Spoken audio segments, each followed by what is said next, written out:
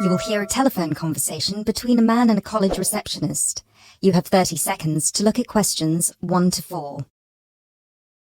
Good morning, Clevedon College. Can I help you? Yes, please. I'd like some information about evening courses this term. Okay. Which subjects are you interested in? 2 subjects, actually. Languages and computer skills. Okay. What languages are you interested in? Actually, I'm not sure. I have to fulfill a language requirement for school, but I haven't really decided what language to study. How many language courses do you run each week? We have 2 every night, from Monday to Friday. I'm sorry, but would you mind going through the schedule for me? Not at all. Monday to Wednesday are modern European languages, French, Spanish, German, Dutch, and Polish. Thursday night we offer ancient languages, Latin and ancient Greek. And on Friday we finish off with the Asian languages of Hindi and Bengali. Monday to Wednesday, modern European, Thursday, ancient languages, and Friday, Asian. Can you spell Bengali, please? Yes, it's Bengali. Great. And how much do the courses cost? Each course costs £25 per person per term. But if you want to do 2 language courses, there's a 10% discount, but only if you book for 2 terms. So the 10% discount is if I take 2 courses for 2 terms. Is that right? Right. Would it be possible for me to book my classes right now? No, sorry, the computer's down.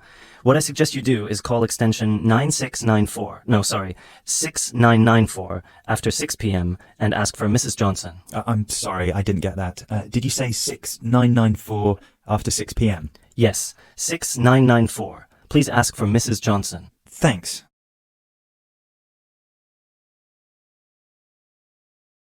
You now have 30 seconds to look at questions 5 to 10.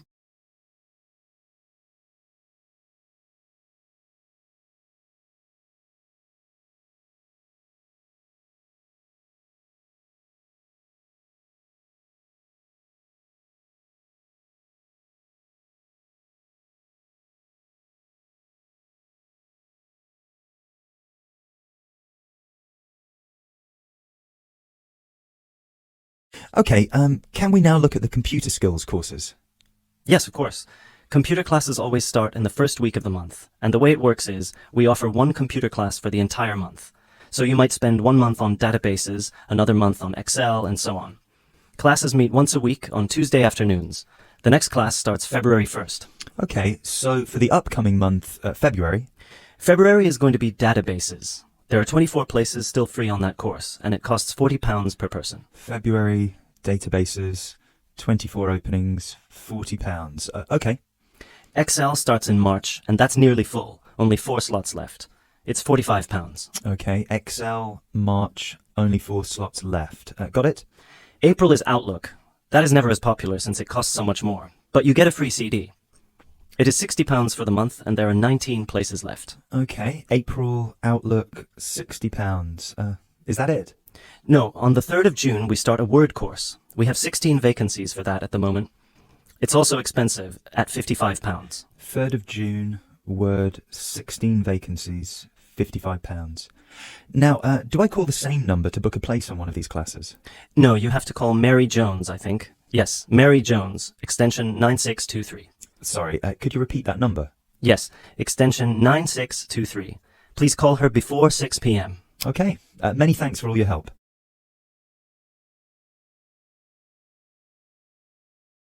You will hear an introduction for students to a university campus. You have 30 seconds to look at questions 11 to 16.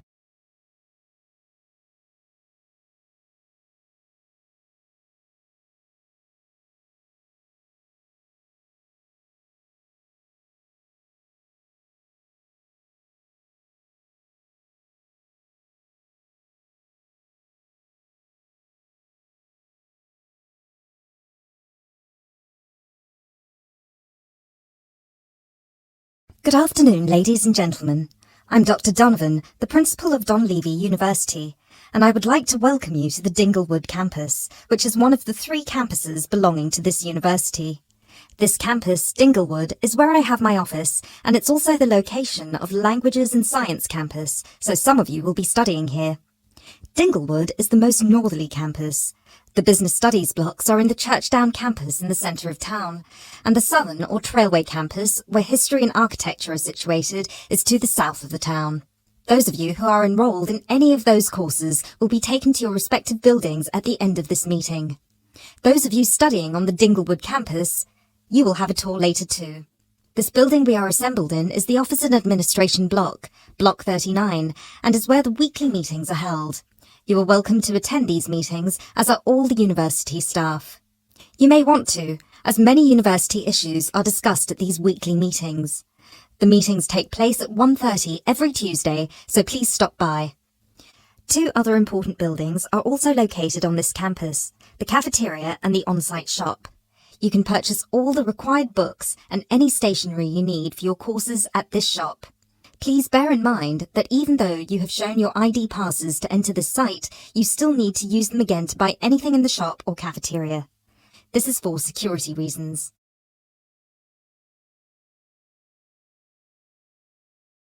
You now have 30 seconds to look at questions 17 to 20.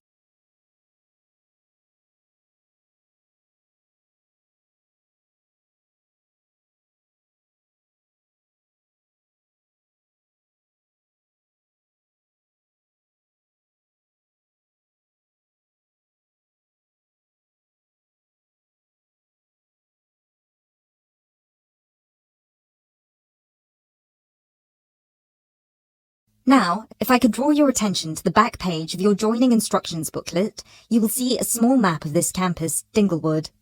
The block we are in now, the Office and Administration Block, is located between the Languages Centre, Block 38, and the Physics School, Block 30. That's 3O. These are both on the right side of the plan. The cafeteria, which is open from 7 a.m. to 9:30 p.m, is on the left of the plan. It is between the Chemistry Block, number 35, and the University Shop, Block 33.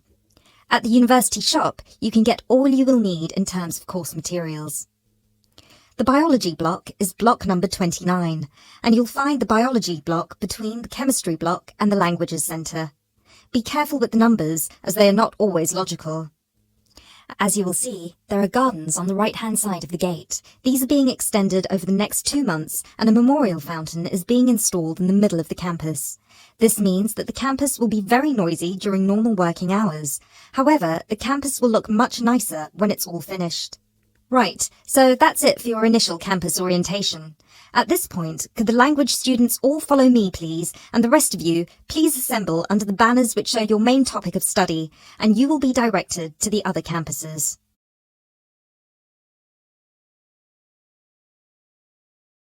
You will hear a conversation between 2 students about a project they are working on. You have 30 seconds to look at questions 21 to 30.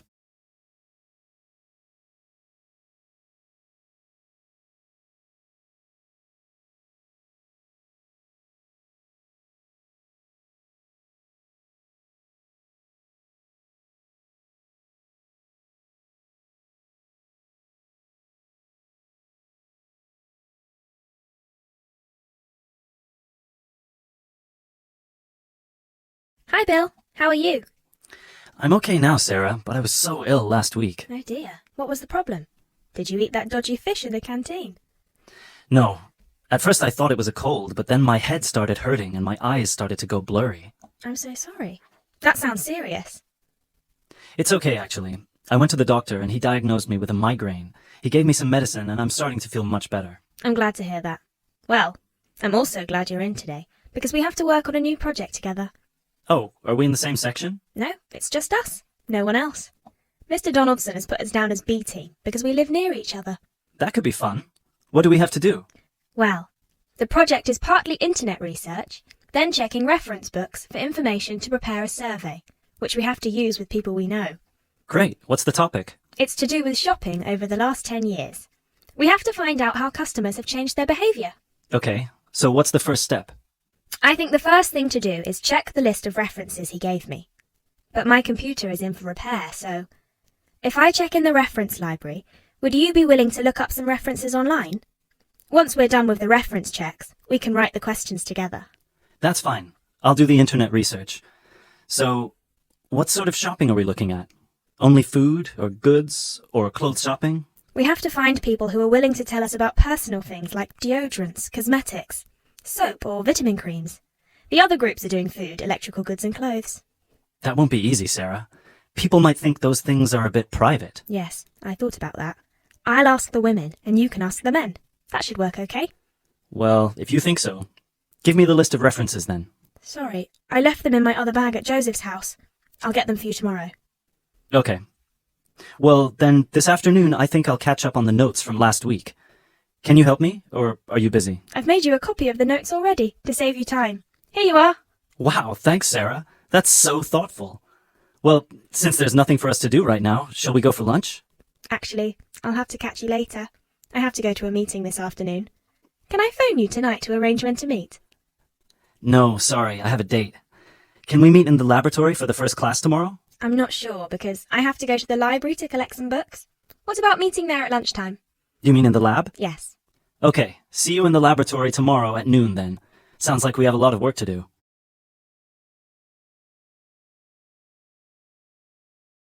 You will hear a lecture from the curator of an art gallery. You have 30 seconds to look at questions 31 to 32.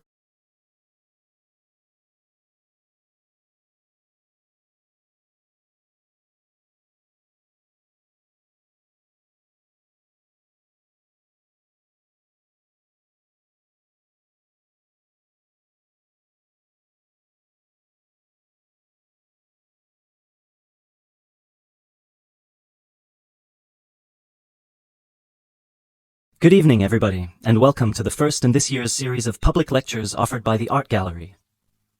As chief curator of the gallery, I was given the honor of presenting the first lecture, and let me tell you, I had a difficult time deciding what to talk about tonight. Being the curator, I naturally know just about everything that's in this gallery, but I wanted to choose an artist who has a wide appeal. That seems only fair, yes? But I didn't want to talk about someone so well known that anything I said would be familiar. I wanted someone modern. My personal preference is for modern art. But again, I wanted to choose someone who had the potential to appeal to all art lovers, whether they're attracted to traditional forms, impressionism, surrealism, or what have you.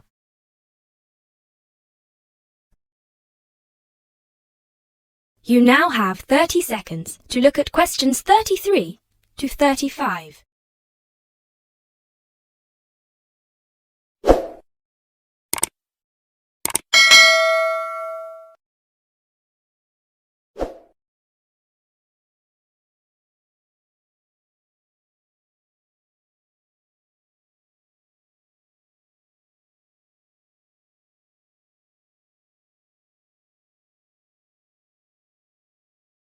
So, having spent the last 5 years as a visiting professor in Barcelona, it's not surprising that I finally chose to talk about one of the greatest Catalan artists, one whose work is likely to be familiar to many of you, Joan Miró.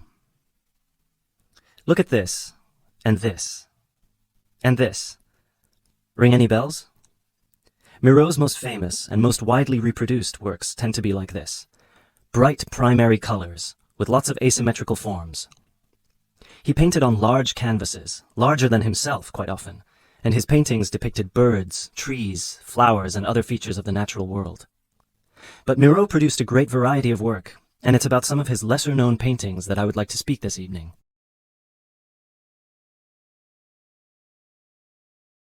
You now have 30 seconds to look at questions 36 to 40.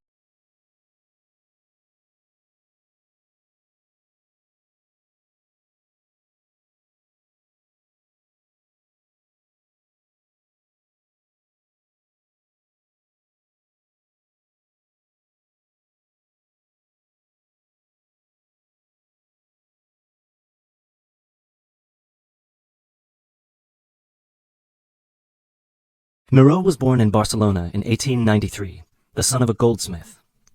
He began to show talent very early, and in 1926 went to Paris, where he was drawn to the surrealists of Montparnasse. He did not define himself as a surrealist, however.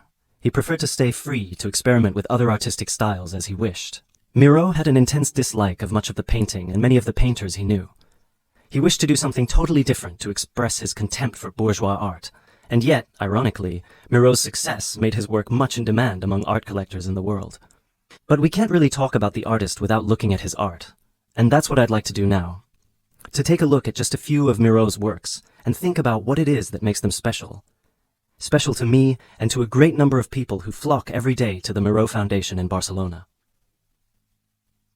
Let's start with this one of Miró's best-known and brightest works, Woman and Bird, a sculpture created in 1982. It is on display in a park in Barcelona, often known as the Joan Miró Park. A huge sculpture, towering up into the sky, it reflects Miró's eternal interest in these themes, as well as his more technical interest in materials. This sculpture is covered in mosaic, which gives it a naive and cheerful appearance. It is interesting that this sculpture was completed in 1982, just a year before Miró's death. I think it shows that towards the end, he was feeling as playful as a young man, and I think he wanted to share this playfulness in a park on such a big, very public scale. And now, another representation of a woman, this time just called Woman.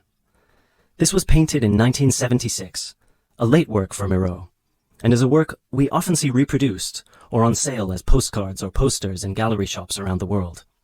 So why is it so popular? I think the use of color has something to do with it. People respond to these rounded shapes filled with primary colors, especially on a large canvas like this. Also, the fact that while it is rather surreal, it is still possible to recognize the form of a woman and to see it as a sympathetic representation. It's a bold, bright painting, and I think that it awakens a reaction in many of us. And finally, something quite different, though still a woman.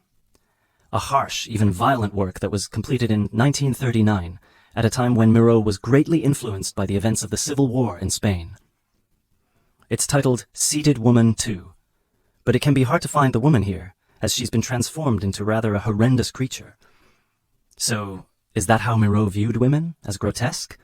Not at all. This picture can also be seen as strong, with a huge base and solid shoulders to support those who depend on her. In this painting, her arms and neck seem to grow as vegetation out of her shoulders, representing woman as fertile ground, perhaps. We also see here the fish and birds, the moon and stars so typical of Miró's work, making her a creature of nature, and of the heavens as well. And that's all we have time for this evening, I'm afraid. I hope that you've enjoyed this brief look at Miró's work, and that you will enjoy the other lectures that follow this one. Thank you, and good night.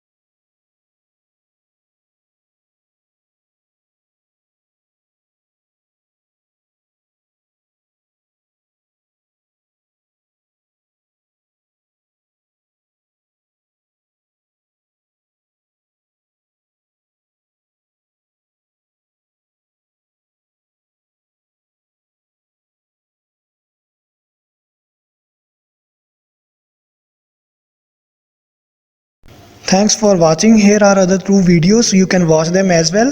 And if you haven't yet subscribed my channel, please subscribe it and hit the bell icon for my upcoming videos, and share these all videos among your friends.